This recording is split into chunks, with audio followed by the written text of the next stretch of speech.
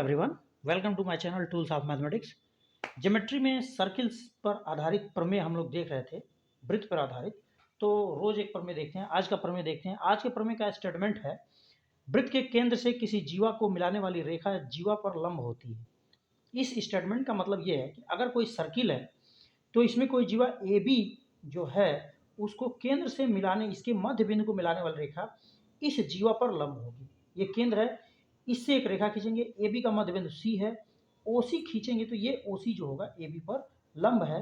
ये इस प्रमेय का स्टेटमेंट है। ज्ञात है में क्या लिखेंगे, तो ज्ञात हमें बस क्या ज्ञात है, ज्ञात हमें केंद्र ज्ञात है वृत्त का, और फिर इस ए बी का मध्य बिंदु सी ज्ञात है। यहाँ पे लिखा हुआ है वृत्त का केंद्र ओ तथा जीवा ए बी का मध्य बिंदु सी है। सिद्ध करना है ओ सी जो है वो ए बी पर लंब है, ये सिद्ध करना। रचना में हम क्या लिखेंगे, तो रचना में ओ से ए को और ओ से बी को मिलाया, यानी ओ ए तथा ओ बी खींचा, ये हमारा रचना है। उपपत्ति में हम लिखते हैं तो कहाँ से लेके चलेंगे, तो इन दोनों ट्रायंगल को लेके चलेंगे, ये वाला ट्रायंगल और ये वाला ट्रायंगल। तो लिखेंगे ट्रायंगल ओ ए सी तथा ट्रायंगल ओ बी सी में क्या लिखेंगे। अब यहाँ देखिए ओ ए जो होगा वो ओ सी ओ बी के बराबर होगा। O A is equal to O B. क्यों भाई, तो ये दोनों त्रिज्याएं हैं, तो क्या लिख लेंगे इधर, त्रिज्याएं हैं, तो त्रिज्याएं बराबर होती हैं, ये बराबर हो जाएंगे। उसी तरह से अब यहाँ देखिए सी जो है ए बी का मध्य बिंदु है, तो ए सी जो होगा वो ए बी के बराबर होगा।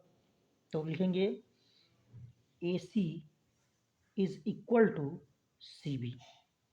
इसके आगे लिख देंगे सी ए बी का मध्य बिंदु है, मध्य बिंदु है, ठीक है।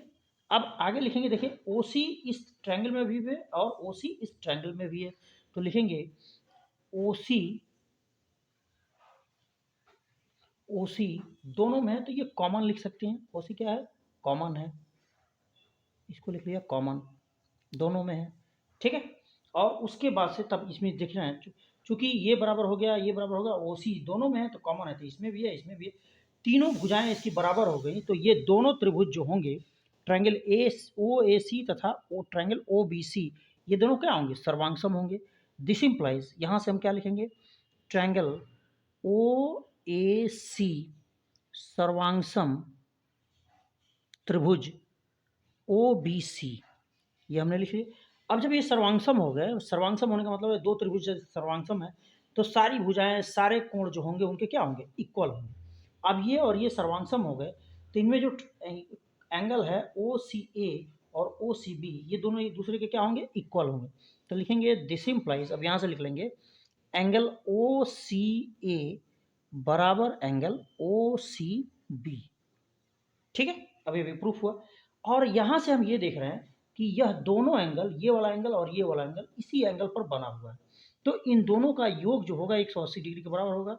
लिखेंगे since angle O C A plus angle O C B is equal to 180 degree. एक सरल रेखा पे 180 डिग्री का मान बनता है, यहाँ से लेके यहाँ तक बनेगा 180 डिग्री का। और यहाँ ऊपर हम लोगों ने प्रूफ कर लिया कि ये दोनों बराबर हैं, तो ये बराबर हैं, तो कब ये होगा, तो बराबर का मतलब 180 का आधा कर लेंगे यानी 90, तो 90 ये होगा, 90 ये होगा, तभी ये 180 होंगे। दिस इम्प्लाइज, यहाँ से हमको क्या मिलता है, angle O C A is equal to angle O C B is equal to क्या हो गया, 90 डिग्री, ठीक है। ये इस पर क्या हो गया, 90 डिग्री का बना रहा है, ये भी इसको 90 डिग्री का बना रहा है और यह भी 90 डिग्री का बना रहा है, अर्थात यह क्या है, ओ सी जो होगा इस रेखा ए बी पर लंब होगा। तो लिखेंगे अतः अतः ओ सी रेखा ए बी पर लंब होगा, लंब होगा, ठीक है। और क्या हमको प्रूफ करना था, दिस इंप्लाइज, प्रूफ क्या करना था, O C perpendicular to A B, ये हमारा थ्योरम था, प्रूफ हुआ। वीडियो अच्छी लगी हो तो लाइक करें, चैनल को सब्सक्राइब करें, ताकि अगली आने वाली वीडियो की नोटिफिकेशन आपको आसानी से मिल सके। धन्यवाद।